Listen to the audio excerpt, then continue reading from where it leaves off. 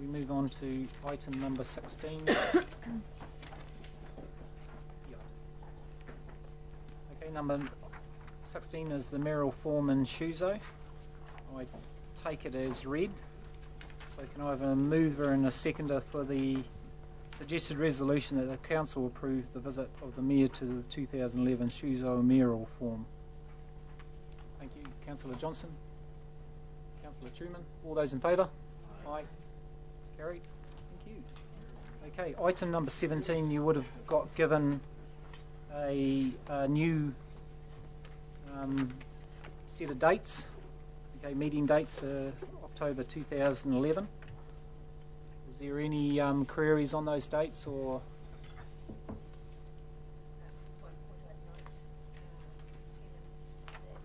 The council workshop long-term plan isn't final for audit. It's will be on rating. So it's still a workshop, but it's just a change in title, given the previous item that you've just adopted. Is everyone happy with those dates? Another busy month. Okay, the suggested resolution is that the meeting dates for October 2011 be received. Can I move in a second for those? Thank you, Councillor Minsher. Thank you, Councillor Kirk. All those in favour? Those against? Carried. Okay, item number 18 is members' reports, so we'll start with Councillor Truman.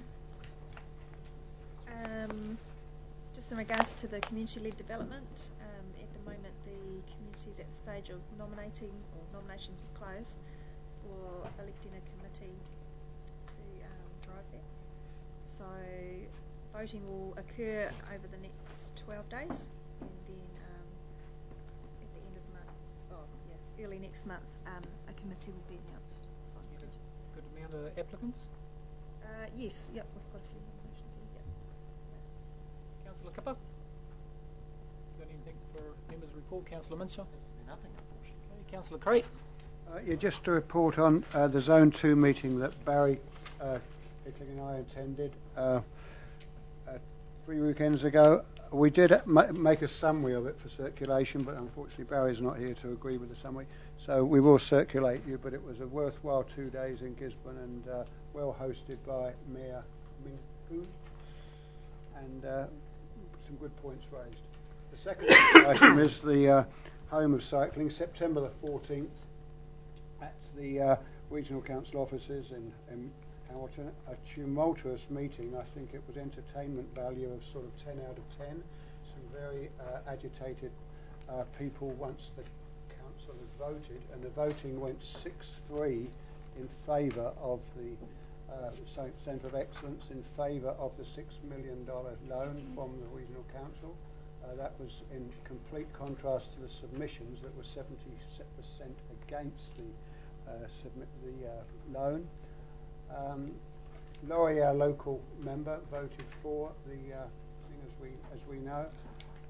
What this means is, and I went to a meeting all day yesterday nearly, what this means is that we are now a valued part of the Home of Cycling, which is not just the velodrome. The velodrome won't be finished until September 2013, and it's going to be a magnificent structure on the State Highway 1, adjacent to St Peter's College. But in the meantime, there will be programs and events that will hopefully bring us some economic benefit.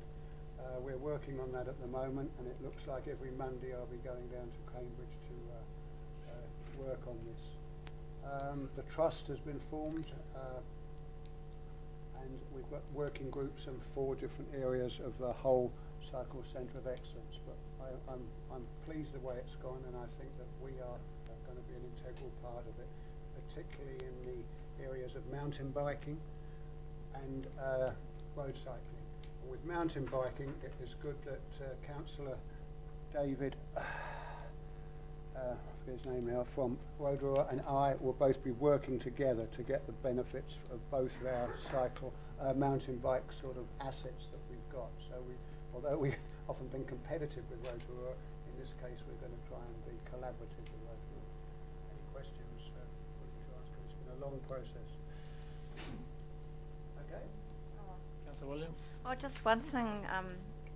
Councillor Crato, I think we've still got, well, I don't know whether it's our job, but certainly the Cycling Centre of Excellence to communicate to the region that there will be, it's not just this 4% or the elitist sport to do with the velodrome. I still think the community aren't getting the message that it is all those other genres of cycling, and there will be widespread benefits to all ages and stages of our community.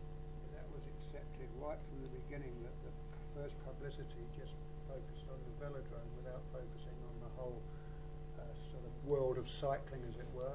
And as you know, we didn't have the finances to a velodrome, but we're still going to have use of it.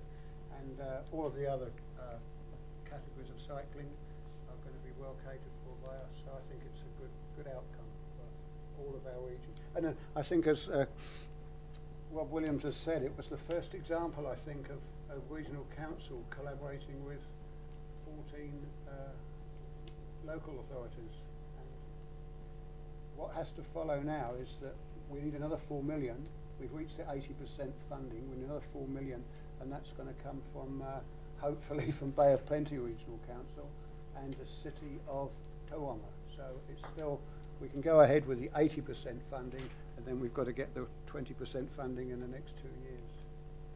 I think, Keith, the big thing for our ratepayers, for what we put into it, is having you on the trust. I mean, I think that is a huge benefit for our district as such, that we've got someone of your calibre and events background that you can advocate for our district and collaborating with, as you say, guys like the Rotorua, who are spending a lot of money on their mountain bike things and working in together to bring those added benefits that they say in their survey that are going to bring to the wider community outside of Cambridge. So.